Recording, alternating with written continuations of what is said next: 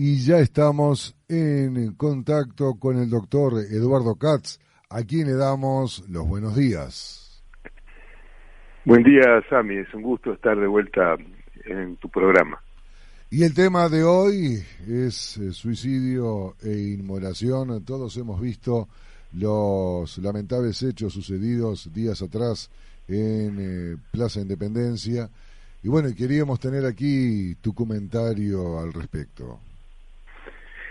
Es un caso realmente, si bien no es muy frecuente, como forma de autoeliminación, hemos observado en los últimos años unos aproximadamente 10 a 15 casos de personas que optan por la inmolación como forma de quitarse la vida, ¿no?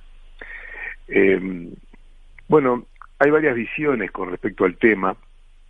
Por ejemplo, si nos remontamos a lo que son las distintas culturas, por ejemplo, la cultura tibetiana o parte de algunos lugares de la India, y algunas otras, la inmolación, por supuesto que el suicidio como tal y en sí, en esas zonas, también en esas culturas son pecado, excepto cuando se realizan por un bien supremo, como una especie de ofrenda a un ser superior, es decir, a lo que son sus dioses y demás. Y bueno, y un poco de toda esa parte histórica es que se han escuchado algunas personas hablar del tema con respecto a ese tipo de causas que yo creo que no aplican a este caso. Esto es un caso más de una persona que probablemente tuviera alguna de las patologías que llevan al suicidio, que puede ser una depresión, una esquizofrenia, el uso problemático de sustancias psicoactivas, es decir, la drogadicción, y situaciones de desespero. De todas formas, la modalidad que él opta para quitarse la vida, donde ya lo tenía preparado porque viene con su combustible y demás, etcétera, etcétera, es más propio de las patologías vinculadas a las psicosis crónicas de tipo esquizofrenia, donde hay una especie de necesidad de destrucción de lo que viene a ser su cuerpo, ¿no? Es decir, una automutilación y en este caso, bueno, una inmolación que es una destrucción total.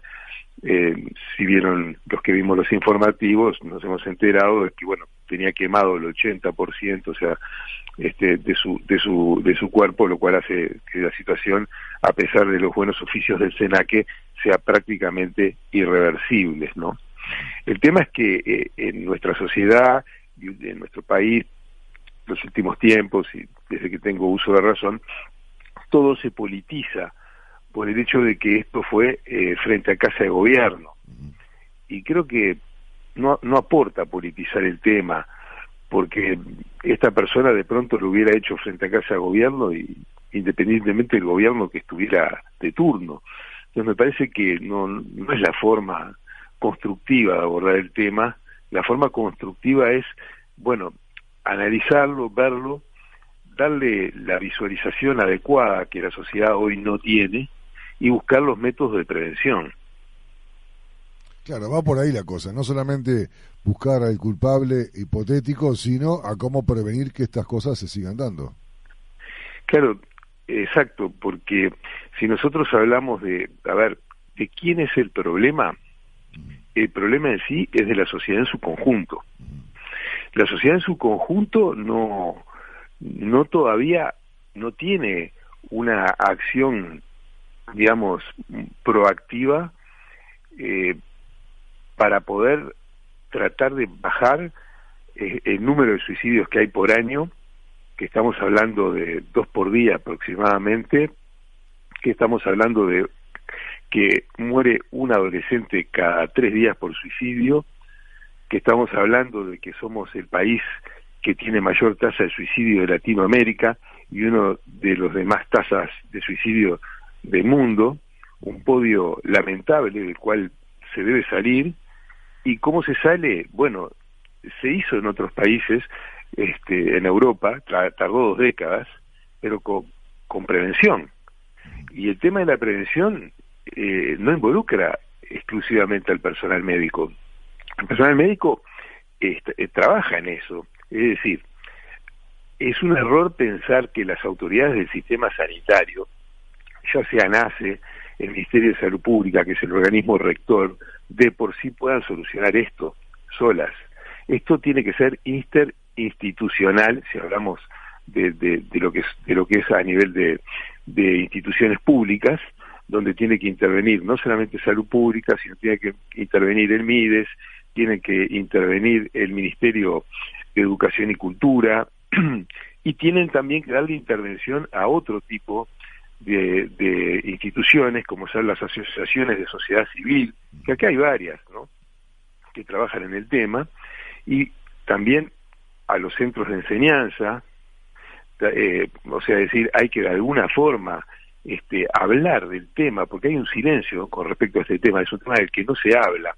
Antes, como se decía que era algo como contagioso, que dar noticias de este tipo podía estimular a que otra gente se suicide, eso es tan ridículo como, o tan equívoco como decir que hablar de sexualidad, es decir, los cursos de salud sexual y reproductiva, van a aumentar la cantidad de embarazos o la cantidad de enfermedades de transmisión sexual, como el VIH, SIDA y demás, ¿no? Al contrario, es hablar del tema, es todo lo que sea información, todo lo que enseñe, todo lo que aporte a la cultura, al conocimiento, lo que tiende es a mejorar la calidad de vida y evitar este tipo de desenlaces lamentables, ¿no?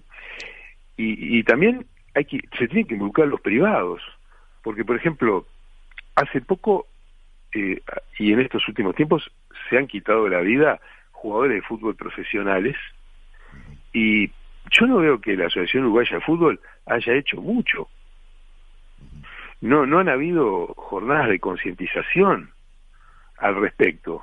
Y las empresas privadas, por ejemplo, ya estamos hablando de las empresas que son importantes y que pueden tener actividades de responsabilidad social empresarial, de repente hacen una jornada solidaria que me parece muy bien que lo hagan, para el Piñeiro del Campo, una jornada solidaria para los niños con algún tipo de discapacidad, en fin, uno lo ve, o para los chicos que padecen cáncer infantil, que me parece muy importante, pero no veo jornadas solidarias para la prevención del suicidio, jornadas de concientización. Es decir, esto tiene poca visualización y tiene poca coordinación, y como que de alguna forma, a mi criterio, y totalmente compartible o no se está en el camino adecuado. No estoy hablando a nivel gubernamental, estoy hablando a nivel de la sociedad en su conjunto. Eso es lo que yo veo, y por ende no podemos salir de este lamentable podio en el que estamos, ¿no? Sí, Eduardo, porque uno muchas veces, analizando la situación, decimos, somos los peores del mundo, o casi, en esto, cuando en Uruguay es un país donde resulta relativamente fácil vivir. Es decir, a ver, problemas de pobreza y de falta de trabajo hay en todo el mundo. Problemas económicos, problemas financieros, hay en todas partes del mundo. Hay países con problemas de naturaleza, digamos, agresiva, más grave que los nuestros. Acá el clima es bastante llevadero. Estamos en un país pequeño, un país, digamos, donde la gente vive cerca de la otra. El tema afectivo en cuanto a distancias no es tan grave como lugares donde hay que recorrer de repente 10.000 kilómetros para ver al pariente más cercano o al amigo. O sea, es bastante fácil vivir en Uruguay. Sin embargo, este lamentable podio, como tú lo nombrás y muy bien, de 2 suicidios promedio por día, es grave y se sigue agravando. ¿Qué está pasando realmente? ¿Cuál es la situación de fondo? ¿Son problemas intrapersonales, intrafamiliares? ¿Carencias de qué tipo están llevando al ser uruguayo a tener tan alta tasa de suicidios? Es un tema complejo poder explicar el porqué, pero hay que hacer algunas salvedades, ¿no? Y es que nuestro país tiene un excelente sistema de registro, por lo cual los suicidios quedan perfectamente cuantificados con respecto a los vecinos de la región y demás, que muchas veces tienen subregistros. Esto equivale a decir que no queda cuantificado la cantidad de gente que se suicida. Entonces el Uruguay sí tiene una cultura de registro de muchos años, donde realmente funciona, y funciona muy bien, y eso genera que, bueno, el número que se ve es el número real, ¿no? Después hay otros temas que son los temas, por ejemplo, de que algunos países vecinos tienen un índice muy importante de religiosidad que logra frenar de pronto este tipo de conductas. El Uruguay no lo tiene. No digo que ese sea el camino para prevenirlo, pero sí de pronto poder explicar por qué nuestro país tiene más un porcentaje mayor que los países de la región. Y después nosotros realmente necesitamos tomar esto como una política de Estado. Esto no puede ser tomado como, acciones fragmentadas o que de pronto sea el propio profesional. En mi caso, yo soy psiquiatra, ¿qué puedo resolver en el consultorio? Casos específicos, los que llegan, obviamente, es un número importante de pacientes que uno ve al día, al mes, al año, pero no es suficiente. Esto tiene que haber algún tipo de programa para la prevención del suicidio, que tiene programas muy buenos, el Ministerio de Salud Pública también, pero que deben verse acompañados por otros ministerios, ni que hablar, y deben verse acompañados por los privados, es decir, por las asociaciones de la sociedad civil. Yo realmente entiendo, por ejemplo, que esto es un tema que la gente de pronto, por miedo a pensar en el tema y demás, es como que intenta esquivarlo, es lo que uno viene viendo, ¿no? Pero, por ejemplo, lo vuelvo a repetir, la Asociación Uruguaya de Fútbol, que perdió a algunos jugadores realmente muy queridos o muy conocidos, tiene otros jugadores que son referentes, y no les he visto salir a hacer un spot publicitario,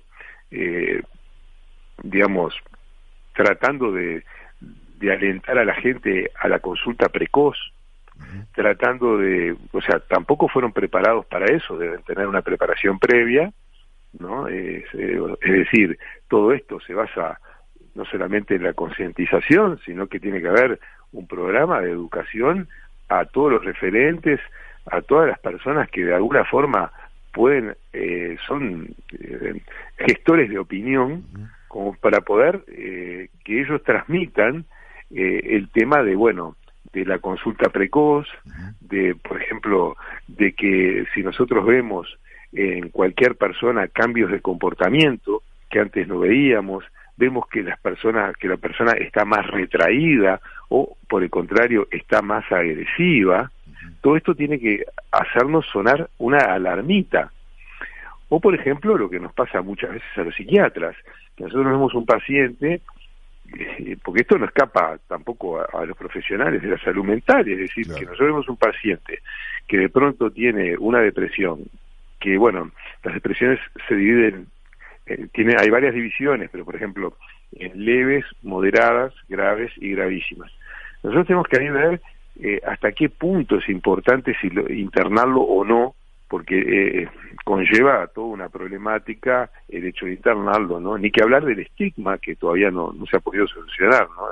El tener el rótulo de haber sido paciente psiquiátrico es lamentable, pero es decir que se puede estar enfermo, tener una gastritis, o se puede tener un problema de rodilla, o osteoarticular, o un problema a la vista, como hablaban recién, y eso no desmerece a nadie. El tener un problema de salud mental aparentemente genera como un desmérito, y creo que en ese sentido nos debemos como sociedad poder tirar abajo ese estigma y esos tabúes y esos preconceptos, Y bueno, y cuando vemos esos pacientes que de repente los vemos en el consultorio, que los medicamos porque entendemos que de pronto no están como para internarlos porque el riesgo de vida no es tan alto, ahí es donde en ese periodo en el que nosotros los medicamos y en los primeros días es el periodo de más riesgo, porque el antidepresivo que le damos o el ansiolítico generan desinhibición y pueden hacerlo pasar al acto. Entonces, si en la segunda consulta, que tiene que ser precoz, la reconsulta, después que el paciente nos manifiesta esto y lo medicamos, y no puede ser a los 15, 20 días, no, venga dentro de 20 días, venga de aquí, no. Venga dentro de 4 o 5 días o venga la semana que viene. Si nosotros lo vemos al paciente que rápidamente tiene como un cierto bienestar, una tranquilidad, eso que uno con los años lo siente, lo percibe, que es como una especie de paz espiritual que no es congruente, no es lógica para la patología que está cursando, nos damos cuenta de que quizás ese paciente ya tenga esa tranquilidad porque haya tomado la decisión, tenga ya planificado cómo hacerlo y que de una forma u otra es un bienestar que transmite y una paz espiritual que no es sana, es decir, que es parte de la patología. Entonces ahí nosotros debemos seguir buceando como médicos dentro de lo que son los pensamientos y preguntarlo frontalmente. El paciente generalmente lo admite y bueno, y ahí se toman las medidas de internación. Es decir que hay un montón de formas de prevenirlo que la puede tomar cualquier ser humano y otras que, bueno, que las toman los que estamos trabajando en esto. Entonces, si actuamos en conjunto y la gente pone en contacto precoz a alguien que tiene todos este tipo de cambios y demás, bueno, quizás de a poquito y actuando todos en conjunto podemos intentar bajar esta tasa de suicidios que realmente es espantosamente alta. Muy bien. Doctor Eduardo Katz, lamentablemente se nos fue el tiempo.